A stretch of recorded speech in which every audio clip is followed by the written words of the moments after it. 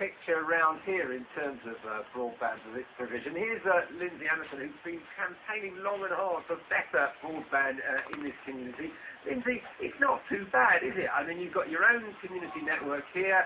Other people can get broadband via BT. Is there that much to complain about? It's not really broadband. It's still too slow. Community broadband networks have made a fantastic start on first generation broadband. We need to start playing catch up now with the rest of the world. We need faster and better and more efficient broadband at speeds of 1 gigabit per second, symmetrical, honestly, to provide health, wealth and learning opportunities. 1 gigabit, that's megawarp speed. That's what, about 1,000 times faster than a lot of people have. Why do we need that? Because all the applications, as you well know, Rory, nowadays that are out there on the internet, we need that speed for them to work. And the Korea are going for 1 gigabit per second for everybody by 2012.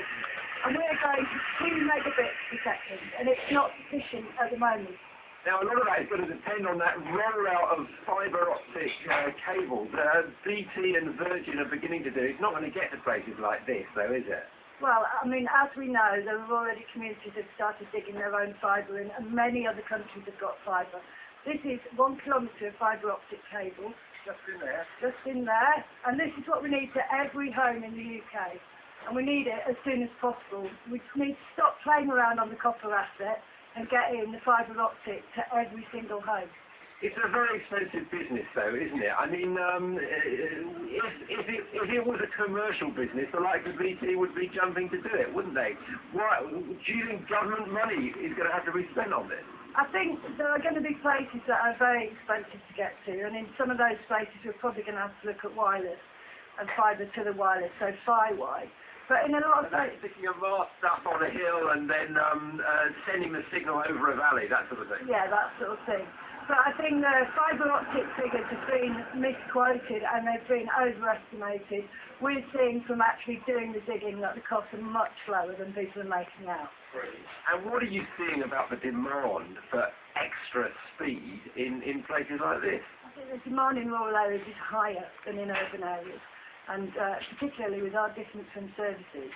We actually need the fibre optic connections more than the urban areas, and if government money is to be spent, it should be spent on putting it into rural areas first. Lindsey Annison, thank you very much. Well, it's going to be the theme of the coming years, really, the race to get Britain into the broadband fast lane. Rory, apologies for doing this because I haven't warned you, but a lot of people watching will notice a slight difference in picture and sound quality. That's because you're using the latest technology there, aren't you? Yes, we're actually using the Fibre broadband network. So the signal is coming to you. It's being bounced off that hill behind you.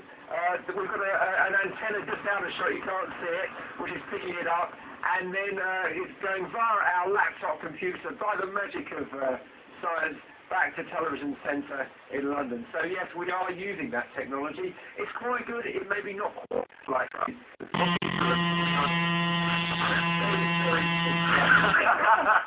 Rory, thank you very much for coming and doing that. There we are. Cheap but slightly soggy, Rory, I think. Let's see what the weather has in store outside.